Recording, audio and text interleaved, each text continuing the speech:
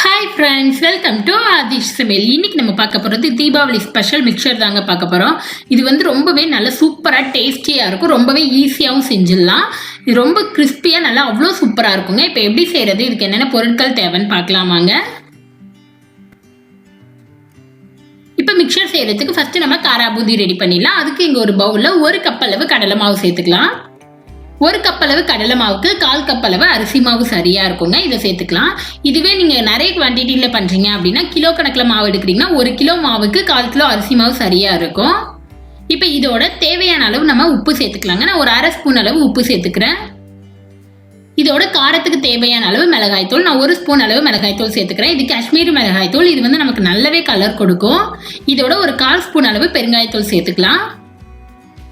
இது எல்லாத்தையும் சேர்த்து விட்டு நல்லா மிக்ஸ் பண்ணி விட்டுருங்க.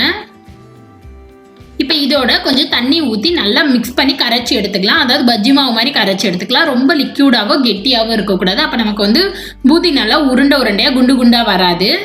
இப்போ இதோட ஒரு பிஞ்ச் அளவு, அதாவது 1/4 டீஸ்பூன் அளவு பேக்கிங் சோடா சேர்த்துக்கலாங்க. பேக்கிங் சோடா சேர்க்கும்போது நமக்கு நல்லாவே குண்டு குண்டாக வரும். இப்போ இதையும் சேர்த்து விட்டு நல்லா மிக்ஸ் பண்ணி விட்டுருங்க. அவ்வளோதான், நம்மளோட மாவு வந்து சூப்பராக ரெடி ஆயிடுச்சு. மாவு வந்து நமக்கு இந்த கன்சிஸ்டன்சியில் தான் இருக்கணும். அப்போ தான் வந்து நல்லா உப்பி குண்டு குண்டாக வரும். இல்லைன்னா சப்பையாக இருக்கும், எண்ணெய் குடிக்க ஆரம்பிச்சிடும். ஸோ இப்போ மாவு ரெடி ஆயிடுச்சு. நம்ம இதை பொரிச்சு எடுத்துடலாம்.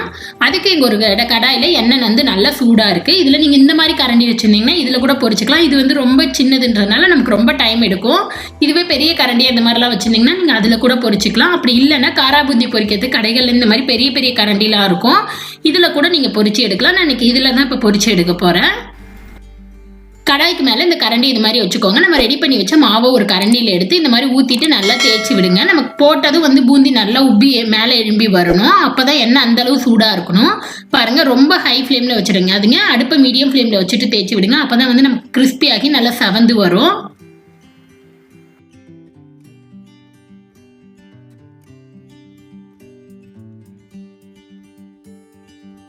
இப்போ பாருங்க, எங்கள் காரா பூந்தி வந்து நல்லா பொரிச்சாச்சு. இது வந்து நல்லா மீடியம் ஃப்ளேம்லேயே நல்லா செவந்து கிறிஸ்பி ஆகி வரட்டும். நம்ம அது வரையும் விட்டுலாம்.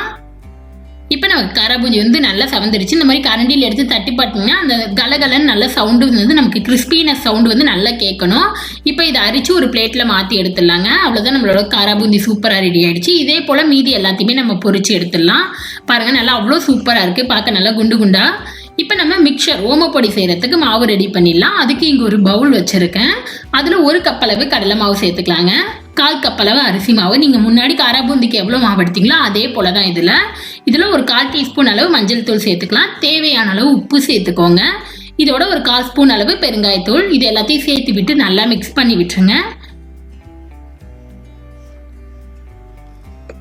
இப்போ இதோட கொஞ்சம் கொஞ்சமாக தண்ணி ஊற்றி நல்லா மாவு வந்து சப்பாத்தி மாவு நல்லா சாஃப்டாக பிசைஞ்சு எடுத்துக்கலாங்க. இப்போ நம்ம மாவு பிசைஞ்சாச்சு. இதோட ஒரு 2 ஸ்பூன் அளவு எண்ணெய் சேர்த்துக்கலாம். நீங்கள் சூடு பண்ணி வச்சிருக்க எண்ணெய் கூட சேர்த்துக்கலாம். இதை சேர்த்து விட்டு நல்லா மிக்ஸ் பண்ணி விட்டுருங்க. இப்போ நமக்கு மாவு ரெடி ஆயிடுச்சு. பாருங்கள், இந்த மாதிரி அழுத்தி பார்த்தா இந்த மாதிரி நல்லா சாஃப்டாக இருக்கணும். இப்போ மாவு ரெடி ஆயிடுச்சு. இதை பொரிச்சு எடுத்துடலாம். அதுக்கு அதே கடாயில் எண்ணெய் வந்து நல்லா சூடாக இருக்குது. நான் இந்த மாதிரி முறுக்கு வழக்கில் வந்து இந்த மாதிரி அச்சு தான் யூஸ் பண்ணுறேன். இது வந்து நல்லா மெலிசாக இருக்கும் மிக்சர் போடுறதுக்கு. இடியாப்பம்லாம் இதில் தான் செய்வோம். இதில் வந்து நம்ம ரெடி பண்ணி வச்ச மாவை இந்த மாதிரி வச்சுக்கோங்க. உள்ளே வந்து லைட்டாக எண்ணெய் அப்ளை பண்ணிக்கோங்க. அப்போ நமக்கு ஈஸியாக இருக்கும் புழியும் போது. நல்லா இந்த மாதிரி ரவுண்டாக புழிச்சு விட்டுக்கோங்க. உங்களுக்கு உடஞ்சதுன்னா எந்த பிரச்சனையும் கிடையாது. ஏன்னா நம்ம மிக்சர் வந்து சேவை உடச்சி விட்டு தான் செய்ய போகிறோம். அதனால் உடைஞ்சதுன்னா எந்த பிரச்சனையும் கிடையாது. ரவுண்டாக தான் இருக்கணும் அப்படிங்கிறதுலாம் இல்லை. இப்போ இது பபிள்ஸ் எல்லாம் போயிட்டு நல்லா அடங்கிக்கிட்டோம். இப்போ பபிள்ஸ் எல்லாம் போய் நல்லா அடங்கிடுச்சு. இதை பெரட்டி போட்டுருங்க. அடுப்பை மீடியம் ஃப்ளேம்லேயே வச்சு நல்லா கிறிஸ்பி ஆகிற வரையும் நல்லா தவற விட்டுடலாம். இப்போ எங்கள் மிக்சர் வந்து நல்லா செவந்துடுச்சு, நல்லா கிறிஸ்பி ஆகிடுச்சு. இதை வேற ஒரு பிளேட்டில் மாற்றி எடுத்துடலாம். இதே போல் மீதி எல்லா ஓமப்பொடியும் பொரிச்சு எடுத்துடலாம். இப்போ அதே எண்ணெயில் 1 கப் அளவு, அதாவது சின்ன கப்பில் 1 கப் அளவு பொட்டுக்கடலை எடுத்து வச்சிருக்கேன். இதை சேர்த்துக்கலாங்க. இதை சேர்த்து விட்டு நல்லா செவந்து கிறிஸ்பி ஆகி வர்ற வரையும் நம்ம வறுத்து எடுத்துக்கலாம். இப்போ இங்கே பொட்டுக்கடலை நல்லா செவந்துடுச்சு. இதை எண்ணெயிலேருந்து அரிச்சிட்டு இதை வேற ஒரு பிளேட்டில் மாற்றி எடுத்துக்கலாம்.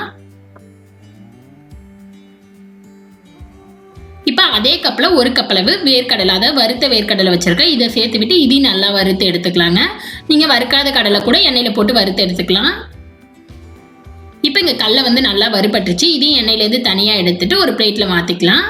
இதோட ஒரு 5லேருந்து 20 முந்திரி பருப்பு எடுத்து வச்சுருக்கேன். இதையும் வந்து நல்லா சவர விட்டு எடுத்துக்கலாங்க.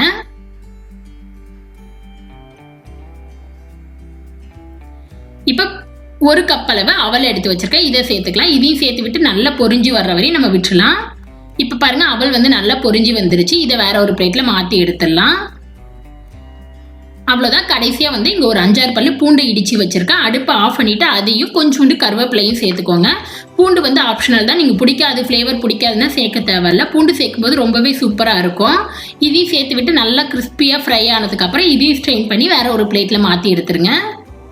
அவ்வளோதான். இப்போ மிக்சருக்கு தேவையான எல்லா பொருளும் சூப்பராக ரெடி பண்ணிட்டோம். ஃபஸ்ட்டு நம்ம ரெடி பண்ணி வச்ச ஓமப்பொடியை கையால் லைட்டாக நொறுக்கிக்கோங்க. ரொம்ப தூளாக்காதீங்க, நல்லா இருக்காது. ஸோ லைட்டாக இந்த மாதிரி க்ரஷ் பண்ணிங்கனாலே போதும், நமக்கு நல்லா நொறுங்கி வந்துடும். இப்போ அந்த ஓமப்பொடியை நம்ம ஒரு பெரிய பவுலில் சேர்த்துக்கலாம். இதோட நம்ம பொரிச்சு எடுத்து வச்ச காரா பூந்தியை சேர்த்துக்கலாங்க. நம்ம பொரிச்சு எடுத்து வச்ச பொட்டுக்கடலை, வேர்க்கடலை, முந்திரி பருப்பு இது எல்லாத்தையுமே சேர்த்துக்கலாம். நம்ம பொரிச்சு எடுத்து வடிச்ச அவல் சேர்த்துக்கலாங்க. அவல் நான் எல்லாத்தையுமே தான் சேர்க்குறேன். அதோட நம்ம பொரிச்ச கருவேப்பிலை, பூண்டு இது எல்லாத்தையுமே சேர்த்துக்கலாம். இதோட ஃபைனலாக கொஞ்சம் உப்பு சேர்த்துக்கோங்க. நம்ம எல்லாத்துலேயும் உப்பு சேர்த்துருக்கோம். லைட்டாக அந்த உப்பு டேஸ்ட் இருக்கும்போது நமக்கு ரொம்பவே ஃப்ளேவர் டேஸ்ட் நல்லாயிருக்கும். இதோட ஒரு 1/2 ஸ்பூன் அளவு மிளகாய் தூள், இது வந்து நல்ல கலர் கொடுக்கும். டேஸ்ட் வந்து அந்த உப்பு காரமும் லைட்டாக நமக்கு ரொம்பவே டேஸ்ட் நல்லாயிருக்கும். இப்போ இது எல்லாத்தையும் சேர்த்து விட்டு நல்லா மிக்ஸ் பண்ணி விட்டுருங்க. இந்த மாதிரி பவுலை குலுக்கி விடுங்க. இல்லைனா பெரிய பாத்திரமாக இருந்ததுன்னா நீங்கள் கையால் கூட மிக்ஸ் பண்ணிக்கலாம். அப்படி இல்லைன்னா ஒரு 2 ஸ்பூன் வச்சு இந்த மாதிரி கூட நீங்கள் மிக்ஸ் பண்ணி விட்டுடலாம். அவ்வளோதான், நம்மளோட மிக்சர் வந்து சூப்பராக ரெடி ஆகிடுச்சு. ரொம்பவே ஈஸியாக 2 மாவு மட்டும் ரெடி பண்ணால் போதுங்க. மீதி எல்லாத்தையுமே டக்கு டக்கு நம்ம வறுத்து எடுத்துடலாம். ரொம்பவே ஈஸியாக கிறிஸ்பியாக டேஸ்ட்டாக இருக்கும். கண்டிப்பாக இந்த தீபாவளிக்கு நீங்களும் ட்ரை பண்ணி பாருங்கள். உங்களுக்கு இந்த வீடியோ பிடிச்சிருந்துச்சுன்னா லைக் பண்ணுங்கள், ஷேர் பண்ணுங்கள், கமெண்ட் பண்ணுங்கள், மறக்காமல் சப்ஸ்கிரைப் பண்ணுங்கள். கூடவே இருக்கிற பெல் பட்டனை ப்ரெஸ் பண்ணுங்கள். அப்போ தான் நான் எப்போ வீடியோ போட்டாலும் உங்களுக்கு நோட்டிஃபிகேஷன் வரும்.